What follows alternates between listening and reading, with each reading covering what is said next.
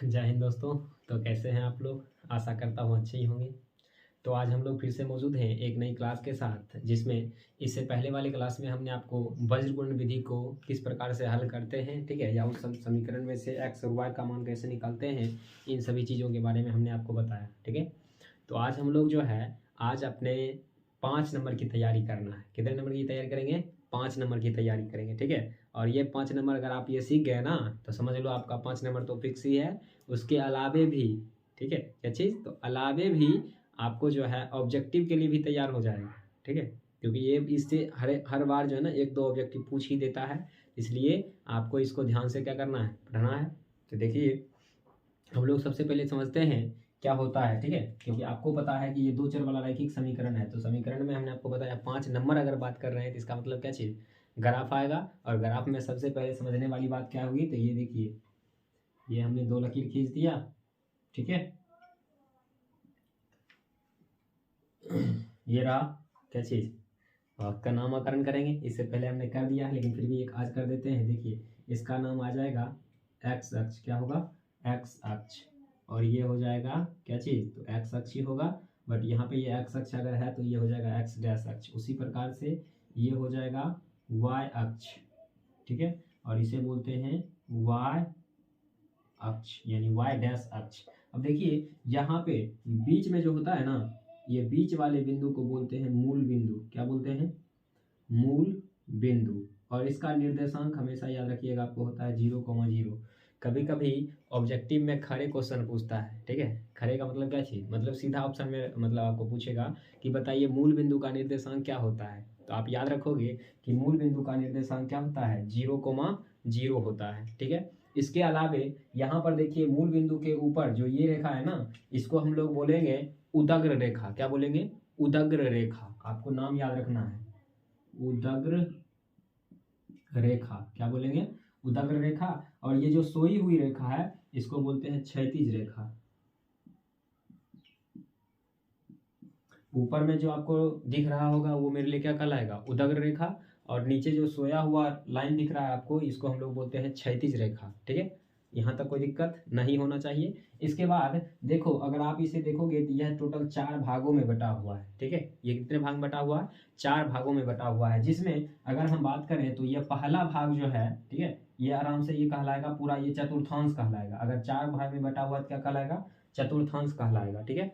जिसमें से आपको याद रखना है कि पहले वाले में जाएंगे तो इसका नाम हो जाएगा प्रथम चतुर्थांश। क्या नाम होगा? प्रथम चतुर्थांश। क्योंकि चतुर्थांश है तो चतुर्थांश का ही भाग है, तो ये क्या हो जाएगा, प्रथम चतुर्थांश। उसी प्रकार से आपका ये इस साइड वाला हो जाएगा द्वितीय चतुर्थांश। क्या होगा?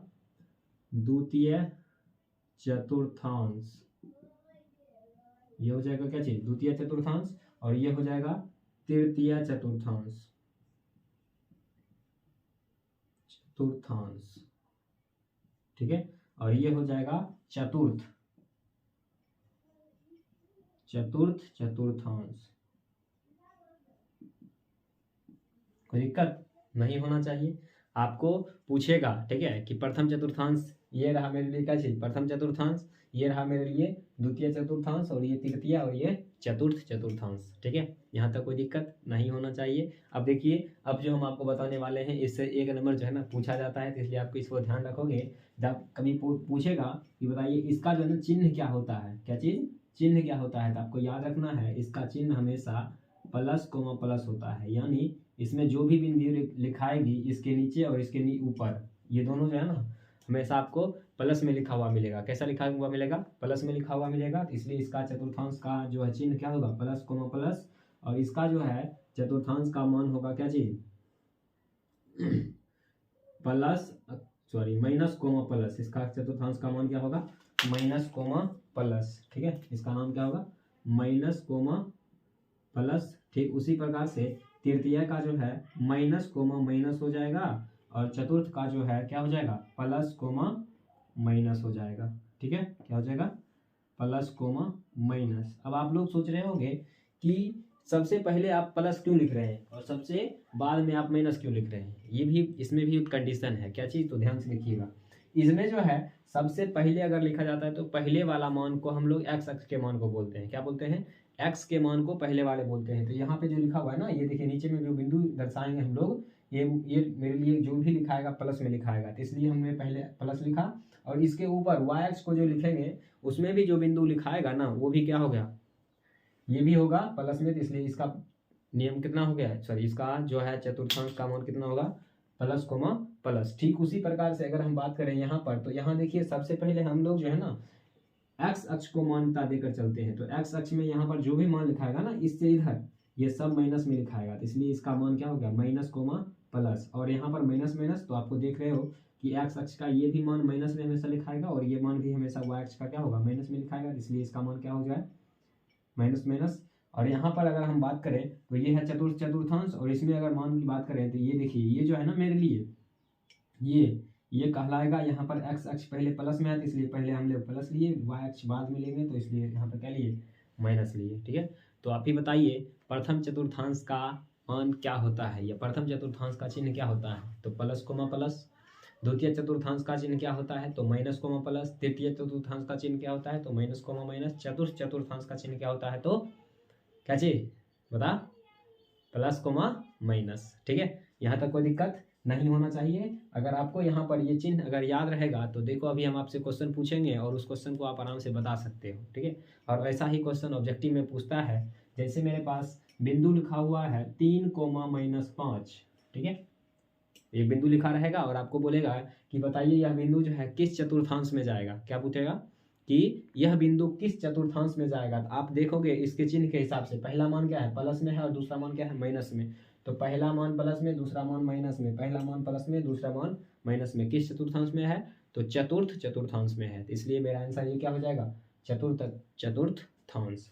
अगर हम आपसे पूछें कि बताइए 3,8 किस चतुर्थांश का बिंदु है, तो आप बता सकते हो ना आराम से, इधर नहीं देखोगे, चलो वहाँ पे ध्यान दो।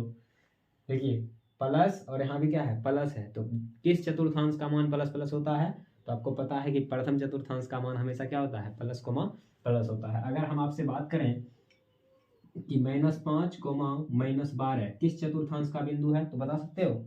आपको यहाँ भी याद रखना पड़ेगा कि ये जो है ना दोनों मान माइनस में जो है किस चतुर्थांश में होता है, तो तृतीय चतुर्थांश में होता है। कौन सा होता है, तृतीय चतुर्थांश में। अगर हम आपसे पूछें कि बताइए मेरे पास 18 है और 7 है, नहीं बल्कि -7 है, यह किस चतुर्थांश में होगा, तो आपको यहाँ भी याद रखना पड़ेगा कि यह जो है किस चतुर्थांश का होगा, तृतीय चतुर्थांश का होगा। किसका होगा, तृतीय का। अरे मारेंगे इतना मार ये देख रहे हो ना, ये प्लस है माइनस है, तो किसका होगा, चतुर्थ का होगा। ठीक है, साथ में हूँ नहीं करते जाना, ध्यान से देखना है।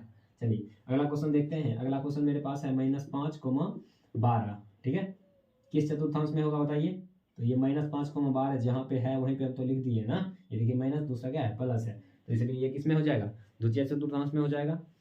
यहाँ तक कोई दिक्कत है, नहीं होना चाहिए। ठीक है, तो यहाँ पर जो है इतना चीज़ तो हमने आपको बता दिया, यानी जो जो हमने लिखा वो सब काम ने आपको आंसर साथ में बोलते गए। ठीक है, माइंड कब होगा, जब मेरे द्वारा बनाए गए क्वेश्चन को या लिखे गए क्वेश्चन को आप बताओगे तो। ठीक है, तो आपको क्या करना है, मेरे पास मान है कि 6,3.5 किस चतुर्थांश का मान है या किस चतुर्थांश में बैठेगा, इसको जो है ना आपको इसका आंसर जो है कमेंट बॉक्स में देना है। ठीक है, कोई दिक्कत नहीं होना चाहिए। चलिए अब हम लोग थोड़ा सा आगे बढ़ेंगे तो इसमें देखना है कि ये जो है एक्स अक्ष, असल में ये मान कैसे निकलता है। ठीक है, तो एक्स का मान भी हम लोग निकाल सकते हैं, वाई का मान भी हम निकाल सकते हैं। तो देख लेते हैं समीकरण कैसे निकलता है। ठीक है, चलिए तो अब हम लोग जो है आगे देख लेते हैं। आगे क्या है, देखो हम लोग क्या करेंगे, सबसे पहले 2 समीकरण लेंगे। क्या करेंगे, 2 समीकरण लेंगे और दोनों समीकरण को किस प्रकार से हम लोग ग्राफ पर बैठाते हैं ये हमें सीखना है। जैसे देखिए मेरे पास पहला समीकरण है कि 2x + 5y = 10 और 3x + 7y = 5। ठीक है, यहाँ पर हमने क्या किया है, 2 समीकरण लिया है। ठीक है, और 2 समीकरण को हम लोग क्या करेंगे, हल करेंगे और इसे जो है मान सारणी पर बैठाएंगे, यानी पूरा ग्राफ तैयार करेंगे इसका। ठीक है, तो आइए सबसे पहले हम फर्स्ट समीकरण से चलेंगे। इसको हम लोग क्या मान लेते हैं, ये फर्स्ट है मेरे लिए और ये क्या हो जाएगा, सेकेंड हो जाएगा, क्योंकि जब ये फर्स्ट हुआ तो ये तो सेकेंड होगा ही। तो सबसे पहले फर्स्ट समीकरण से चलिए। तो फर्स्ट समीकरण क्या है मेरे पास, 2x + 5y = 10। तो देखिए इसको थोड़ा सा सॉल्व करते हैं हम लोग। क्या कर देंगे, x बराबर यानी 2x बराबर हम लोग लिख सकते हैं 10। इधर देखिए ये किस में, प्लस में, इधर जाने के बाद किस में हो जाएगा, माइनस में हो जाएगा। अगर हम x बराबर निकालें तो 10 बटा क्या हो जाएगा, 5y अब बटा कितना, 2 हो जाएगा। कोई दिक्कत नहीं होना चाहिए। अब देखिए जैसे ही समीकरण को यहाँ पर सॉल्व करके ले जाएंगे तो नीचे में ये ग्राफ बनाएंगे, सॉरी मान सारणी बनाएंगे, ठीक है। क्या बनाएंगे, मान सारणी बनाएंगे और यहाँ लिखेंगे x अक्ष और यहाँ पे क्या लिखेंगे, y अक्ष। जब हम लोग x अक्ष और y अक्ष को लिख लेंगे तब हमें मान निकालना है। अब आप समझ सकते हो कि जब हमने यहाँ पे जब ये बनाए हैं तो यहाँ पर अगर आप y का मान रखते हो और y का मान रखने के बाद इसे अगर सॉल्व करते हो तो ऑलरेडी आपको x का मान नहीं प्राप्त हो जाएगा, आराम से हो जाएगा, ठीक है। ऐसे उल्टा भी कर सकते हैं, जैसे यहाँ पे 5y रखे थे ना, 5y को उधर भेजे तो मेरा मन अगर, आपका मन अगर है कि हम लोग नहीं 5y को यहाँ रख दें 2x को उधर भेज दें तो वो भी काम कर सकते हो, कोई दिक्कत नहीं है। लेकिन ज़्यादातर x के मान को ही x बराबर में निकालते हैं ताकि ज़्यादा आसान हो निकालने में। आसान तो दोनों है ना भाई, जोड़ घटाव आता है तो सब आसान है, अगर आपको जोड़ घटाव नहीं आता तो कोई भी आपके लिए चीज़ आसान नहीं होगा। तो यहाँ पर हमें सॉल्व करना है, तो देखिए इसको कैसे करेंगे। तो यहाँ पर देखिए हम y का मान रखते हैं, तो सबसे पहले हम y का मान रख देते हैं कितना, 0। तो देखो 5 को 0 से मल्टीप्लाई करिएगा, 0 और 0 0 यानी यहाँ पे हो जाएगा 10 बटा कितना, 2, यानी काटिएगा तो कितना होगा, 5 आ जाएगा, ठीक है। उसी प्रकार से अगर हम y का मान 2 रख देते हैं, क्या कर देते हैं, y का मान 2 रखते हैं, तो देखो 5 को 2 से गुना करिएगा तो कितना हो जाएगा, 10, 10 में से 10 जाएगा कितना बचेगा, 0, यानी y का मान कितना आ जाएगा, 0 आ जाएगा। उसी प्रकार से अगर हम y का मान जो है 4 रख देते हैं, ठीक है, कितना रखते हैं, 4 रख देते हैं, तो यहाँ पर अगर 4 रखेंगे तो 4 पच्चे हो जाएगा 20, अब 20 में से जाएगा कितना, 10, यानी -10, -10/2 यानी कितना आ जाएगा, -5 आ जाएगा, ठीक है। अब ज़रूरी नहीं है कि जैसे हमने आपको मान बताया कि 3 यहाँ पे 0 रखे, फिर 2 रखे, फिर 4 रखे, आपका मर्जी है तो आप 0 रखने के बाद 1 रख सकते हो, -1 रख सकते हो, -3, कुछ भी रख सकते हो, बस x और y का मान हमें चाहिए, ठीक है। तो यहाँ पर हमने इसको क्या किया, मान निकाला। जब ये समीकरण हो जाएगा तब आपको सेकेंड समीकरण में चलना है। सेकेंड समीकरण मेरे पास क्या है, तो मेरे पास है 3x + 7y = 5। आगे हो जाएगा 3x बराबर 5, इधर प्लस में, इधर जाने के बाद किस में हो जाएगा, माइनस में, और x बराबर क्या हो जाएगा, 5 - 7y बटा कितना, 3। फिर से यहाँ पर 2 खटाल बनाएंगे, मान सारणी, ये मेरे लिए x अक्ष और ये मेरे लिए y अक्ष, ठीक है। तो x अक्ष और y अक्ष का मान जब ठीक कर लिए तो आगे हमें क्या करना है, यहाँ मान बैठाना है और निकालना है। तो देखो सबसे पहले हम लोग क्या करते हैं, यहाँ पर मान बैठाते हैं। तो मान बैठाने के लिए हम सबसे पहले यहाँ भी 0 रख देते हैं, ठीक है। ज़रूरी नहीं है कि 0 ही रखा जाए, आप इसके अलावा भी कुछ रख सकते हो, लेकिन पहले हम लोग 0 से शुरू करेंगे। तो 0 रखे तो 7 को 0 से गुना करेंगे तो 0 हो जाएगा, 5 बटे क्या बचेगा, 3 बचेगा, तो 5 बटे यहाँ 3 हो जाएगा। आगे यहाँ पर जो है अब हम मान रख देते हैं 2, तो 7 दूना कितना हो जाएगा, 14 हो जाएगा। 14 में से 5 गया कितना बचेगा, 9 5 14, तो -9 बच जाएगा। -9 में से 3 से भाग देंगे तो 3 3 कितना होता है, -3 आ जाएगा। आगे यहाँ पर अगर हम 5 रख देते हैं तो देखिए 5 रखेंगे तो 7 बचे 35, 35 में से 5 जाएगा तो कितना बचेगा, 30। यहाँ 5 रखे हैं तो 7 बचे 35, 35 में से 5 गया तो -30, और -30 में इससे भाग देंगे तो कितना आ जाएगा, -10 आ जाएगा। जब हमें दोनों समीकरण का मान सारणी प्राप्त हो जाए, ठीक है, तब आपको काम करना है। आपके पास ग्राफ कॉपी होगा, अगर नहीं है तो खरीद लो, क्योंकि विदाउट ग्राफ कॉपी अभी इस चैप्टर में काम होने वाला नहीं है, क्योंकि हर काम किससे होगा, तो किससे होगा, ग्राफ कॉपी से होगा। तो आपको अपने ग्राफ कॉपी में इस प्रकार से एक x अक्ष और इस प्रकार से एक y अक्ष को क्या करना है, खींच लेना है। जब हम x अक्ष और y अक्ष को खींच लेंगे तो यहाँ पे आप अपनी मर्जी से यहाँ पे 0 लिख दीजिए, क्योंकि आपको पता है मूल बिंदु है तो क्या होगा, 0 होगा। अब हमें क्या करना है, इसे सजाना है। आपके ग्राफ कॉपी में एक समान दूरी लेकर वहाँ पर दर्शाया गया है, ठीक है। अगर नहीं लिया गया है तो आपके पास इसका मतलब ग्राफ कॉपी नहीं है, ठीक है।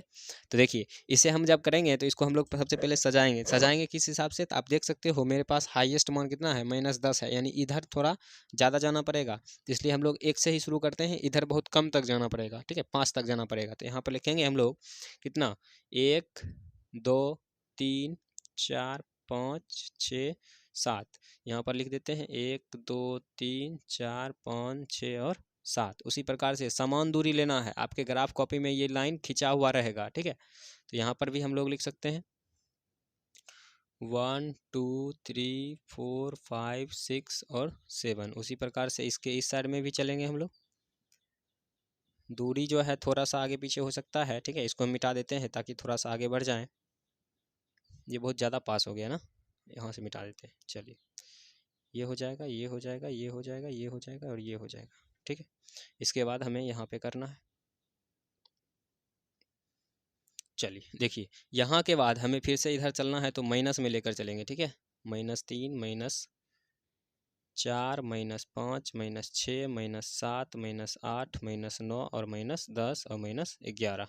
11 तक क्यों गए? क्योंकि हमें लास्ट मान कहीं ना कहीं क्या दिख रहा है, तो -10 दिख रहा है, इसलिए गए। तो इसके बाद इसके नीचे आएंगे तो यहाँ भी हो जाएगा -1 -2 -3 -4 -5 -6 -7 -8। यहाँ तक कोई दिक्कत नहीं होना चाहिए। अब देखिए यहाँ पर मान रखेंगे, सबसे पहले समीकरण को रखते हैं। समीकरण को रखेंगे तो ये बोल रहा है y का मान मेरे पास 0 है, जबकि x का मान 5 तक जाना है। तो y का मान तो 0 आपको यहाँ तक मिलेगा और यहाँ से x के मान को 5 तक जाना है। तो आपको पता है कि पहला बिंदु मेरा यहाँ पर अंकित होगा। तो इस तरह से अपने ग्राफ कॉपी में क्या करना है, अंकित कर लेना है।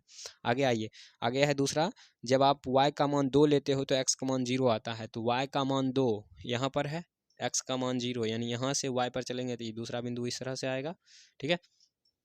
आगे क्या है, तो आगे है कि जब y का मान 4 लेते हैं तो x का मान -5 प्राप्त होता है। y का मान 4 लेने पर x का मान -5 प्राप्त होता है। तो देख लीजिए ये बिंदु कुछ इस प्रकार से जाएगी, y का मान 4 इधर आएगा, x का मान बिंदु 5 इधर आएगा, तो यहाँ पर आ जाएगा, ठीक है। ग्राफ कॉपी में जो है ना, ये पूरा आपको सेम टू सेम एक रेखा में आएगा। क्या होगा, पूरा एक रेखा में आएगा। तो यहाँ से हमें एक सीधी रेखा खींच देनी है ताकि यह एक दूसरे को क्या करे, प्रतिच्छेद कर सके।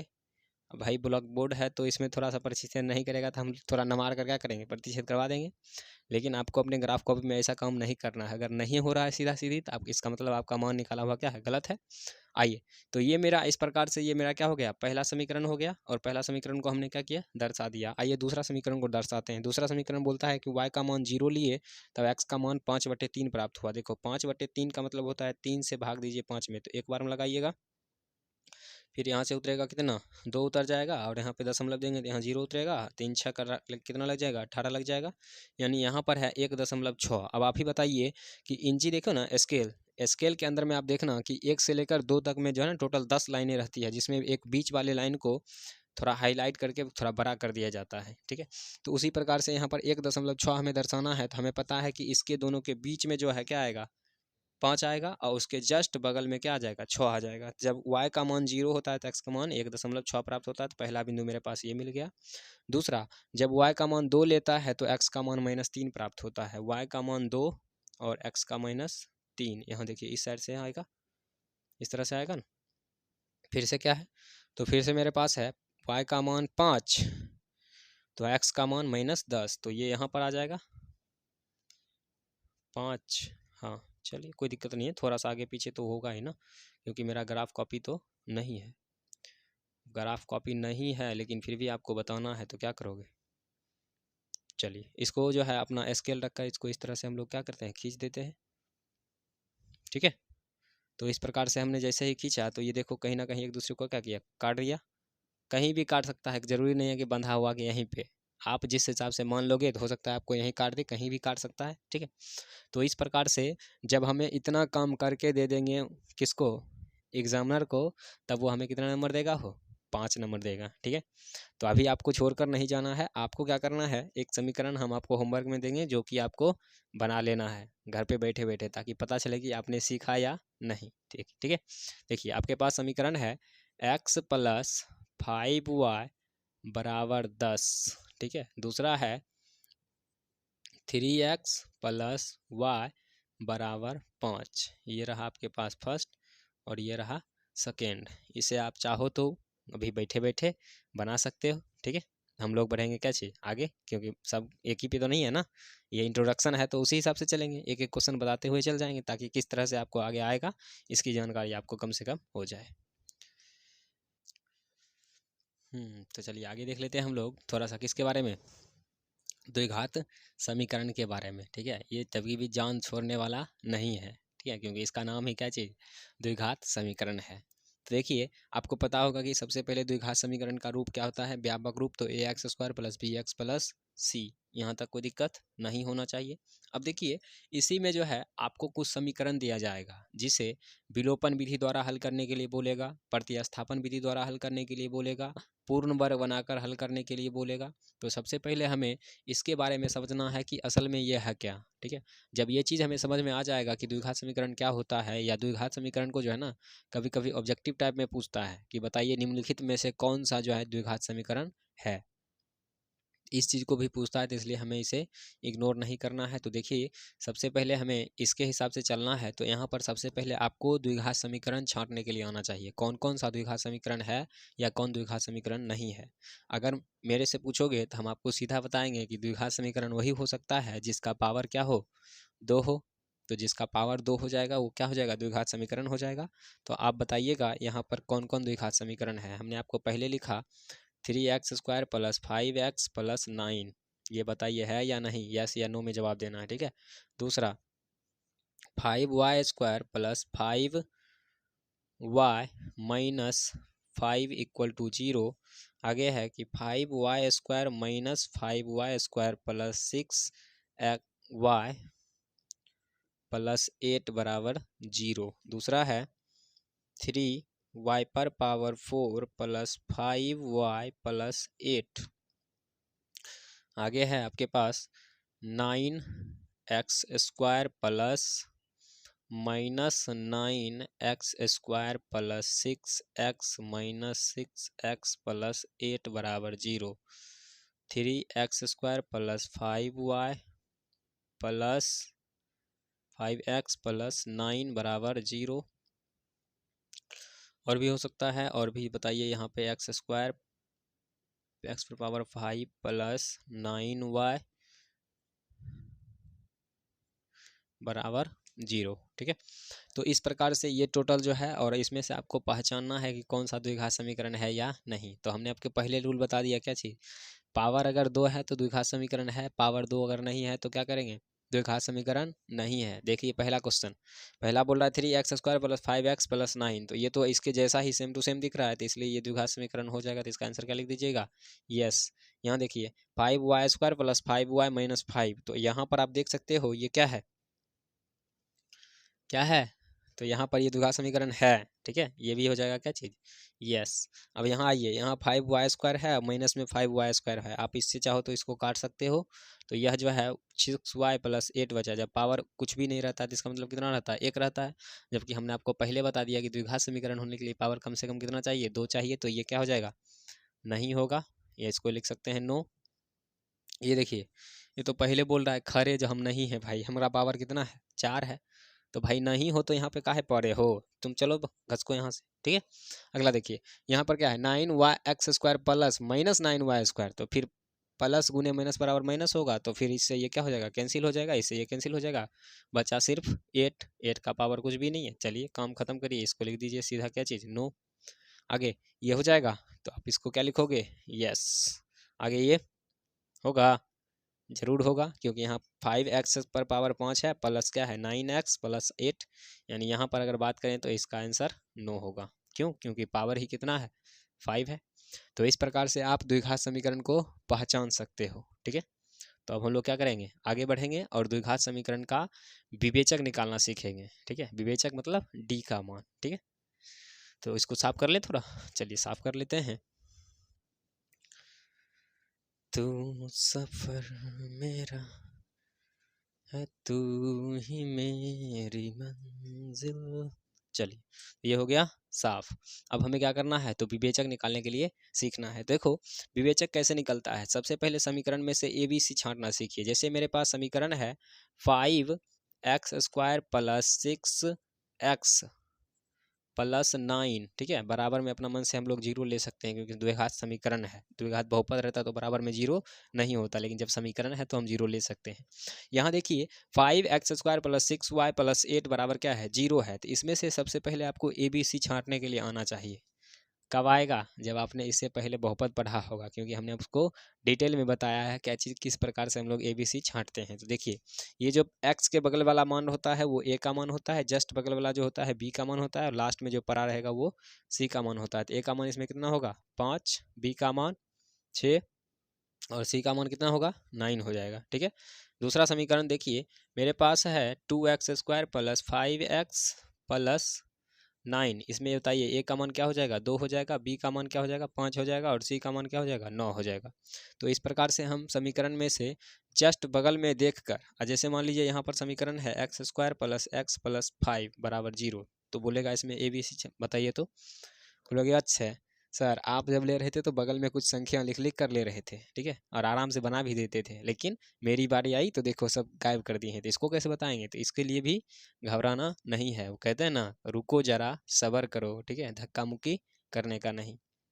देखिए यहाँ पर a बराबर x के बगल में कुछ नहीं है तो क्या है 1 है, b बराबर क्या हो जाएगा 1 हो जाएगा और c बराबर कितना हो जाएगा 5 हो जाएगा, ठीक है।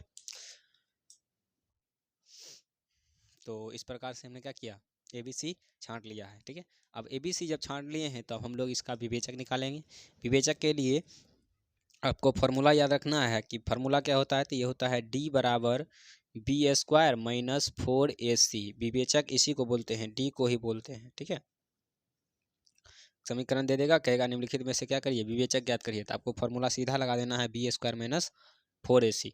अब यहाँ पर क्या करना है, तो सबसे पहले B का मान देखिए कितना है, तो B का मान 6 है, तो यहाँ लिखेंगे 6 का स्क्वायर माइनस 4 गुने A का मान कितना है 5 है, तो 5 9, इसको गुना कर दीजिए, 6 का स्क्वायर 36 माइनस 9 5 9 चौक 36, 36 5 कितना 30, 0 बाकी 3 5 15 3 18 कितना 180। इसमें से इसको घटा दीजिएगा तो 4 और यहाँ बच जाएगा 7, 7 में से 3 गया तो 4 और ये बच गया 1, यानी कितना बचेगा माइनस में 144 आ जाएगा। उसी प्रकार से इस समीकरण में से अगर हमसे पूछे कि ABC मान बताइए, तो हम जानते हैं कि D का मान निकालना है, तो D बराबर क्या लिखेंगे B² - 4AC। B का मान कितना है 5 है, तो यहाँ पे लिखिएगा 5 का स्क्वायर माइनस 4 गुने A का मान कितना है 2 है, गुने C का मान 9 है। आगे बढ़िएगा तो 5 का स्क्वायर 25 और 4 दूना 8, 9 8 72 हो जाएगा। इसमें से इसको घटा दीजिए, कितना हो जाएगा 12 में से 5 गया 7 5 12 और ये हो जाएगा कितना 6, 6 में से 2 गया 4, यानी -47 हो जाएगा। यहाँ तक कोई दिक्कत नहीं होना चाहिए। दूसरा देखिए हमें इसमें चलना है समीकरण इसमें, तो यहाँ पर भी लिखेंगे हम लोग क्या चीज़ D बराबर B² - 4AC। D का मान देखिए, B का मान कितना है, तो B का मान है 1, तो यहाँ पे लिखेंगे 1 का स्क्वायर माइनस 4 गुने A का मान 1, B का मान 5, 1 घटाओ 20 हो जाएगा, यानी -19 हो जाएगा। एक चीज़ गौर किया, यहाँ पर जो भी मान आ रहा है ना सब क्या आ रहा है माइनस में आ रहा है, लेकिन ऐसा कोई बात नहीं होगा। कभी D का मान 0 भी आएगा, कभी D का मान प्लस में भी आएगा, कभी D का मान माइनस में भी आएगा, और उन सब चीज़ के लिए जो है क्या है कंडीशन है। तो देखिए उससे रिलेटेड हम लोग क्या करेंगे क्वेश्चन देखेंगे। तो सबसे पहले इसे हमें साफ करना पड़ेगा। तो जो दिन तो कहेगी तो कहूँगा, तो जो दिन, चलो यहाँ तक हो गया। चलिए आइए देखते हैं, अब मान वैसा बना लेंगे ताकि हम मेरे फार्मूला पे क्या करे सूट करे। तो देखिए सबसे पहले हम समीकरण ले लेते हैं कि 2x स्क्वायर प्लस 7x और प्लस 5, ठीक है, बराबर में 0। इसमें हमें विवेचक निकालना है, तो विवेचक के लिए आपको पता है D लिखेंगे, D बराबर क्या हो जाएगा B² - 4AC। B का मान कितना है 7, तो यहाँ पे क्या लिखिएगा 7 का स्क्वायर माइनस 4 गुने A का मान कितना है 2 है, प्लस B का प्लस नहीं लिखेंगे गुना लिखेंगे, B का मान कितना है C का 5 है। आगे हो जाएगा 7 का स्क्वायर 49 माइनस 4 दूना 8 बचे 40। देखिए यहाँ पे आ गया ना जब 49 में से जब हम 40 घटाएंगे कितना बचेगा 9 बचेगा, तो D का मान किस में आ गया प्लस में आ गया। उसी प्रकार से दूसरा एक और ले लेते हैं, देखिए क्या वाला, तो लिख लेते हैं x² माइनस 5x प्लस 6। यहाँ पर हमें निकालना है, तो हम लोग क्या करेंगे, हम जानते हैं कि D बराबर क्या होता है B² - 4AC। B का मान कितना है -5, यानी -5 का स्क्वायर माइनस 4 गुने 1 गुने 6 कितना हो जाएगा 25 और माइनस 6 चौके 24, यहाँ पे कितना आ जाएगा 1 आ जाएगा। तो इस प्रकार से D का मान हम लोग निकाल सकते हैं। जब D का मान निकल जाएगा तब आपको हम कंडीशन अब बताते हैं क्या क्या कंडीशन होता है। चलिए तो हमने D का मान निकालना सीख लिया। अब जब D का मान निकालने के लिए सीख लिए हैं तो कुछ आपको बातें याद रखनी है। क्या बातें याद रखनी है, तो देखिए यानी यहाँ पर आपको लिखना है कि D बराबर, अगर मान लीजिए आपके पास मान कुछ पॉजिटिव आ गया, भले 2 आ जाए 4 आ जाए 6 आ जाए, यानी प्लस में आ गया, तो आपको याद रखना है कि इसका मूल जो है वास्तविक होगा। क्या होगा वास्तविक होगा और समान होगा। क्या होगा समान नहीं असमान होगा। क्या होगा असमान होगा। कब? जब डी का मान जो है प्लस में आ जाएगा तो इसका मान होगा मूल वास्तविक होगा और असमान होगा। मतलब दो मान निकलेगा, द्विघात समीकरण है तो आपको पता है पहले दो मान निकलेगा, और जैसे ही दो मान निकलेगा तो दोनों मान क्या होगा? अलग अलग होगा। दूसरा बात क्या याद रखना है, तो डी का मान यानी डी बराबर अगर 0 आपको आ जाए तो यहाँ भी याद रखना कि मूल तो वास्तविक होगा ही, मूल वास्तविक और क्या हो जाएगा? तो और समान हो जाएगा। क्या होगा? समान हो जाएगा। यानी यहाँ पर d का मान अगर मेरे पास 0 आ गया तो समझ लीजिएगा जो x और y का दो मान आएगा वो दोनों मान आपको एक बराबर आएगा। क्या आएगा? एक बराबर आएगा। इसे हमने जब दिखाया तो बहुपद देखा था तो उसमें भी सॉल्व करते तो आता था ना। एक बार इधर अगर मान लो 2 आ गया तो उधर वाला भी 2 आ जाता था, इधर वाला 3 आ गया तो इधर वाला 3 आ जाता था।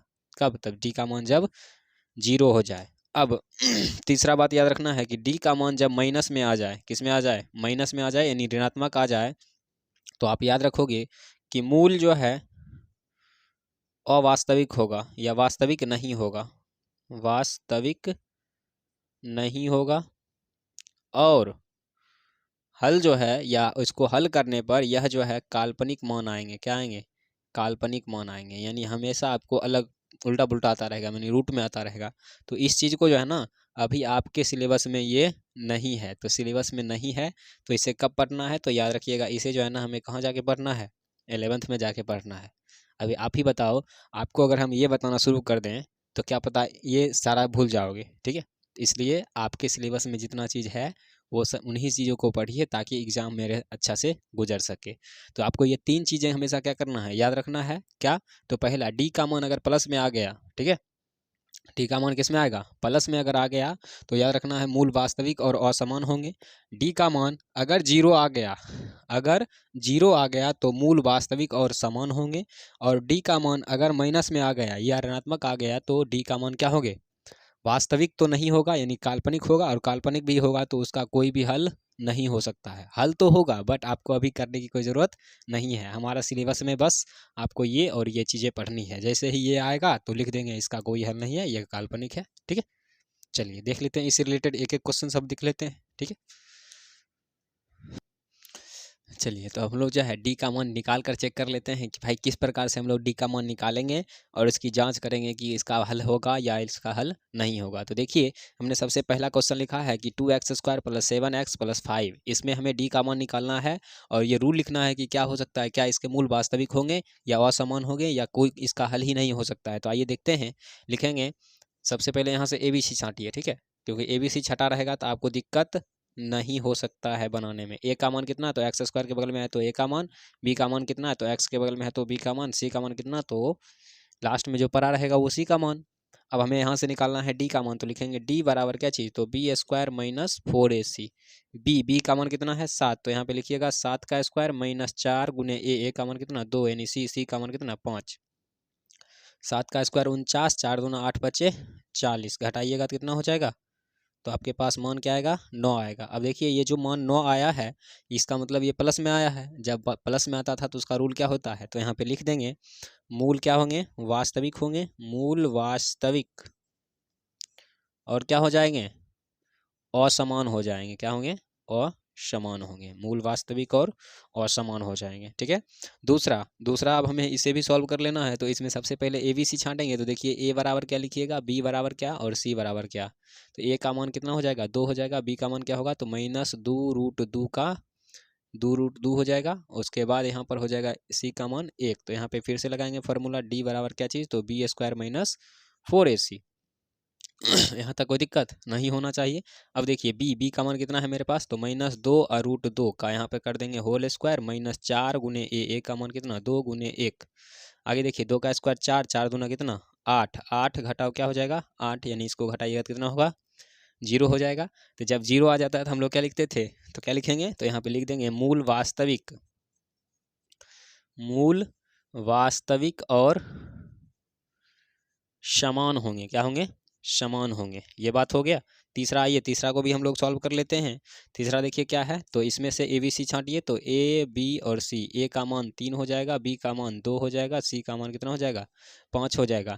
भैया पहले बता दे रहे हैं, सब प्लस में नहीं रहेगा आपके क्वेश्चन में, जहाँ माइनस लगा रहेगा वहाँ पे माइनस में भी मान लेना है। ऐसे एक्सरसाइज तो होगा ना सॉल्व, लेकिन फिर भी इंट्रोडक्शन में बता देते एक दो लेकर। तो यहाँ पे देखिए फिर से निकालिएगा, डी बराबर क्या हो जाएगा, बी स्क्वायर माइनस 4ac। आगे बी का मान कितना हो जाएगा 2, यानी 2 का स्क्वायर माइनस 4 गुने 3 गुने 5। आगे हो जाएगा 4 घटाओ 4 तिया 12, 12 और 5 60, यानी घटाइएगा तो माइनस 56 आएगा। ठीक है, तो ये देखिए क्या हो जाएगा, माइनस में आ जाएगा तो लिख देंगे मूल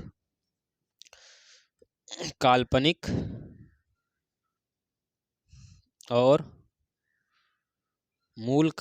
और क्या हो जाएंगे, असमान हो जाएगा ना, मूल काल्पनिक होगा, बात खत्म है। इसे पढ़ने की कोई ज़रूरत नहीं है, तो इसे कहाँ पढ़ेंगे, 11th में पढ़ेंगे नो डाउट। ठीक है, तो यहाँ तक कोई दिक्कत नहीं होना चाहिए। हमने आपको पहले रूल बताया क्या चाहिए, डी का मान अगर प्लस आता है तो मूल वास्तविक और समान होता है, डी का मान अगर 0 आता है तो मूल वास्तविक और समान होता है, और डी का मान अगर ऋणात्मक आता है तो मूल वास्तविक नहीं, मूल काल्पनिक होगा और इसका कोई हल नहीं हो सकता। हमारे 10th में तो भाई हल नहीं होगा। ठीक है, यहाँ तक कोई दिक्कत नहीं होना चाहिए।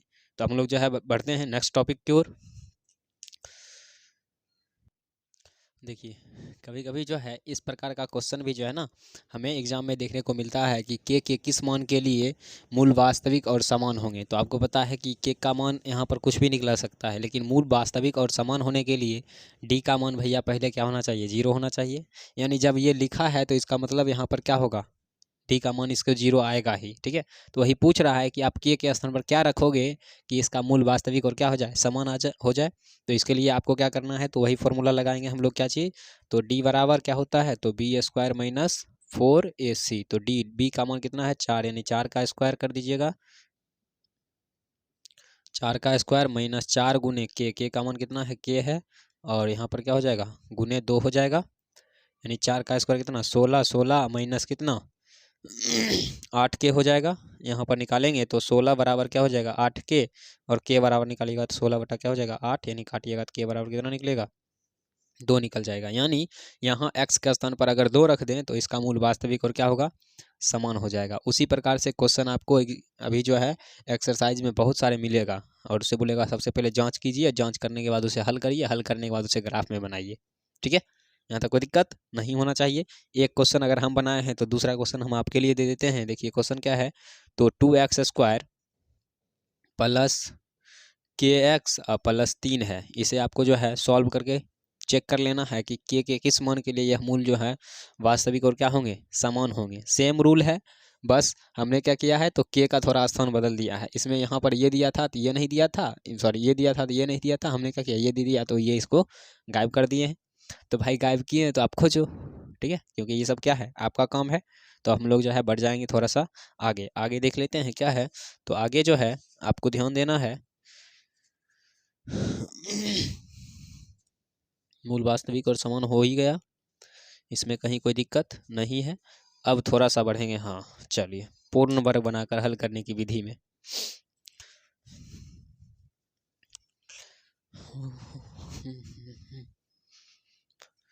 धीरे धीरे से मेरी जिंदगी में आना, हाँ सुन रहा है, बहुत मार मारेंगे। चलो अब हम लोग सीखते हैं कि पूर्ण वर्ग बनाकर हल करने की विधि। पूर्ण वर्ग बनाकर हल करने की विधि। ठीक है, पूर्ण वर्ग बनाकर हल करने की विधि में आपको 2-3 चीज़ याद रखना है, और ये आपको आ गया। बच्चे को लगता है क्या चीज़, ये जो है ना सबसे ज़्यादा भारी है, और हम सोचते हैं ये जो है ना सबसे ज़्यादा क्या है, आसान है। देखो अभी बताते हैं कैसे। तो आपको पहले 2 फॉर्मूला याद रखना है, क्या चीज़, तो a + b का होल स्क्वायर। बोलोगे सर ये फॉर्मूला है, ये तो हम लोग 8वां में पढ़े थे। अरे 5वां में पढ़ता है आदमी। चलो इसको देख लेते हैं क्या है। ये होता है a square plus b square, और प्लस में क्या चीज़ 2ab। कोई बच्चा कहेगा नहीं सर मेरे सर्दी जो है ना ऐसे नहीं बताए हैं, ये बताते हैं a square plus 2ab plus b square. तो भाई मेरे दोनों सही है। चलिए आगे, a माइनस बी का होल स्क्वायर, तो आगे हो जाएगा a square plus b square minus 2ab। ये फॉर्मूला तो आपको बचपन से ही पता होगा, और जिसे पता नहीं है वो पता कर लो, क्योंकि अभी काम देगा। जब काम देगा तो फिर हम काम नहीं देंगे, हम आपसे सीधे पूछेंगे, या नहीं बताओगे तो धोएंगे। ठीक है, बोलोगे सर मोबाइल पे कैसे, कितना अच्छा रहता, कोई सिस्टम रहता था ना, यहीं से मारते किसी के नाक पे जो है ना, जाके लगता खटाक से, मज़ा आ जाता उसे। नहीं, खैर कोई दिक्कत नहीं है। देखिए इस समीकरण को जो है हमें सॉल्व करने के लिए क्या करना है, स्टेप बाय स्टेप चलना है, ठीक है। तो सबसे पहले जैसे मान लीजिए हमने क्वेश्चन लिखा कि 2x² - 5x + 3, 2x² - 5x + 3। देखो आप कोई भी क्वेश्चन देखो उसे हल करने के लिए तभी भी रो जब इसमें से आपको देख लेना है क्या चीज़, कि इसके मूल क्या हो सकते हैं। तो सबसे पहले इसमें से ए बी सी छांटिए, ए छांट लेंगे, बी छांटेंगे, सी छांटेंगे। तो ए के स्थान पर 2, बी के स्थान पर 5, सी के स्थान पर 3 हो जाएगा। तब आप इसको जांच कर लीजिए, डी बराबर क्या होता है, b² - 4ac। बी का मान कितना है, -5, यानी -5 का स्क्वायर -4 × 2 × 3, यानी क्या हो जाएगा 5 का स्क्वायर 25, 4 दूना 8 3 24, यानी कितना, डी का मान कितना आया, 1 आ गया। जब डी का मान 1 आ गया है, अब हमें क्या करना है, पता चल गया क्या चीज़, मूल वास्तविक और असमान होंगे। अब आपको 3 चीज़ें याद रखनी है। सबसे पहला स्टेप फर्स्ट में क्या करना है, तो x² के गुणांक से दोनों तरफ भाग देंगे। क्या करेंगे, भाग देंगे। पहला स्टेप में आपको क्या करना है, तो x² के गुणांक से दोनों तरफ क्या करना है, भाग देना है। दूसरा स्टेप क्या है, तो दूसरा स्टेप है अचर मान को दूसरी तरफ भेजेंगे। दूसरा स्टेप क्या है, STEP, स्टेप सेकेंड, अचर मान को दूसरे तरफ भेजना है।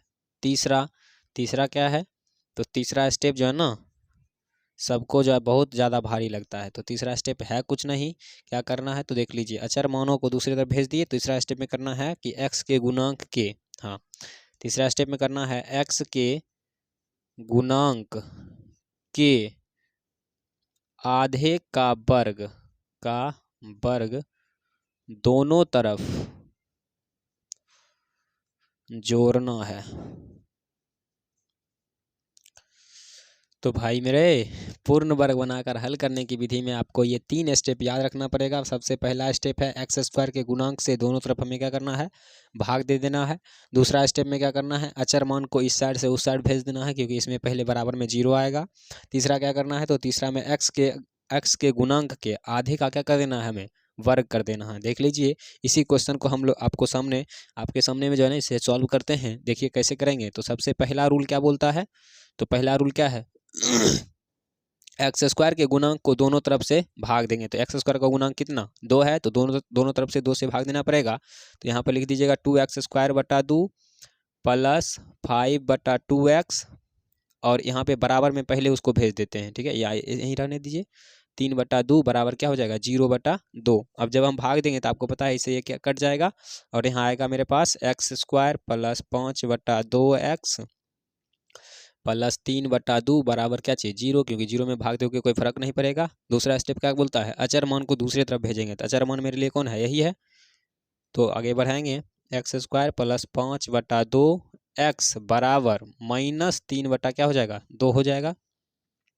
तीसरा स्टेप ध्यान से सुनिएगा, बोल रहा है कि x के गुणांक के आधे का वर्ग। सबसे पहले x का गुणांक देखिए, तो x का गुणांक क्या है, 5/2। अब आप बताइए, जब 5/2 का हम आधा करेंगे तो इसको क्या करना पड़ेगा, 1/2 से गुणा करना पड़ेगा, क्योंकि अगर हमसे 6 का आधा पूछता है तो क्या करते हैं, 1/2 से भाग दे देते हैं, तो 3 आ जाता है। नहीं, इसी प्रकार से हमें 5/2 का आधा करना है, तो 1/2 से कर देंगे, तो यहाँ पे 5 कितना हो जाएगा, 4 हो जाएगा। और बोलता है कि इसके आधे का वर्ग कर दोनों तरफ क्या करिए, ऐड कर दीजिए। तो यहाँ पर ऐड करेंगे कैसे, तो देखिए x² + 5/2x प्लस क्या हो जाएगा, 5/2 बराबर -3/2 + 5/2। आगे इसे सॉल्व करेंगे तो यहाँ देखिए आपके पास यहाँ पर कुछ नज़र आ रहा होगा, क्या चीज़, तो इसको हम लोग लिख सकते हैं x को x² + 2 × a के स्थान पर देखिए क्या है, x है, तो x × b के स्थान पर क्या है, तो b के स्थान पर 5/2 है, प्लस b² यानी 5/2 का होल स्क्वायर बराबर। इसको सॉल्व कर दिए, इसका एलसीएम लेंगे तो 2, इस दोनों को यहाँ पे हटाएंगे तो -3 + 5/2। देखो यहाँ पर जो है ना, जिसे तोड़ने के लिए आ गया वो समझ लो उसके लिए ये कोई भी कठिन काम नहीं है, क्योंकि यहाँ पर जो है आपको a प्लस बी का होल स्क्वायर पर इसे बैठाना ही पड़ेगा।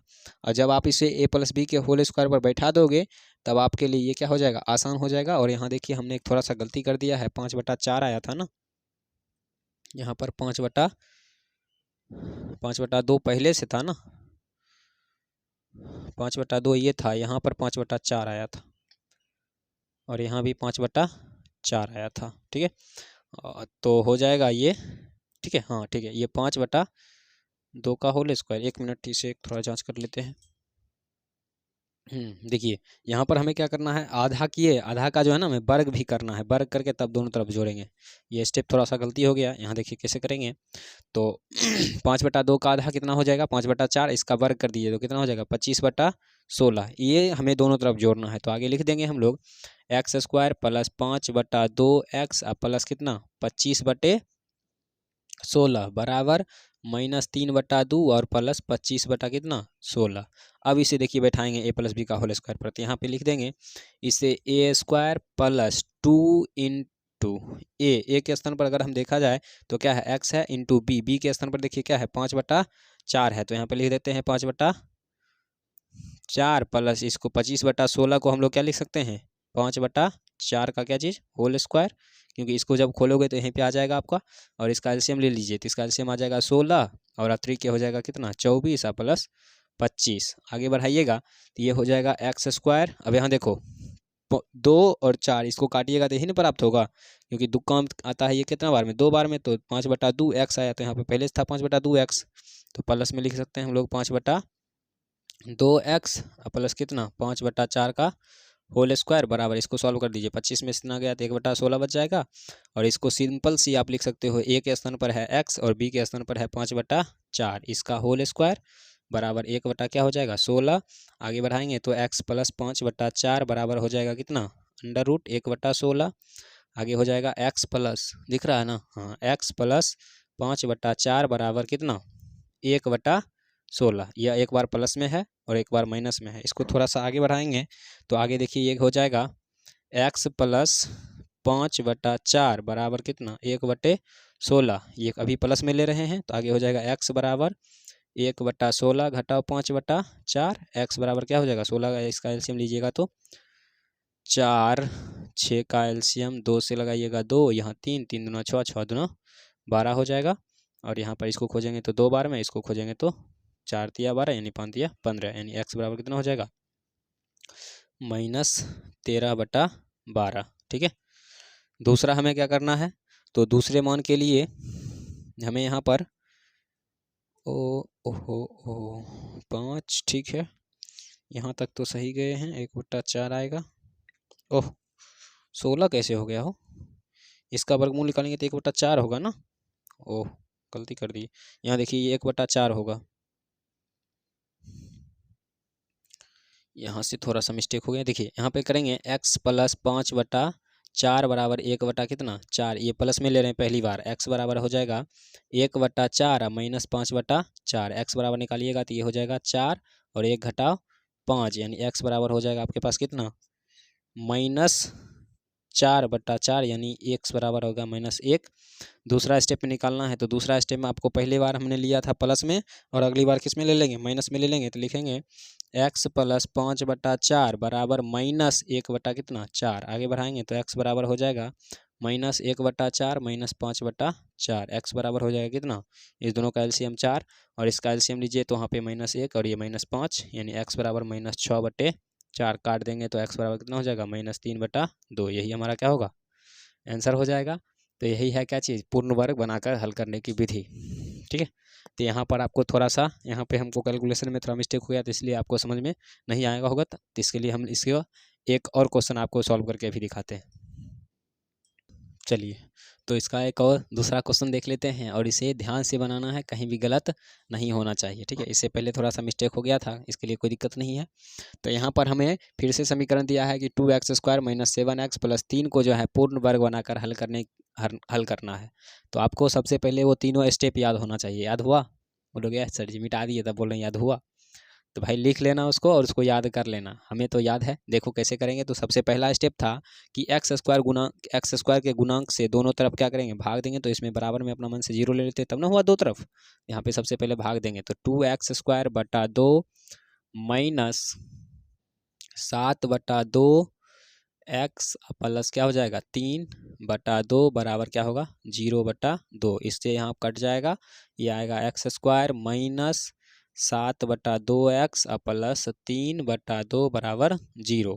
अब क्या था, तो अब था कि x के अचर मान को उस तरफ भेजेंगे। तो अचर मान कौन है, 3/2 है, तो इसको इधर भेज देंगे। तो x² माइनस 7/2 एक्स बराबर -3/2 आएगा। यहाँ तक कोई दिक्कत नहीं होना चाहिए।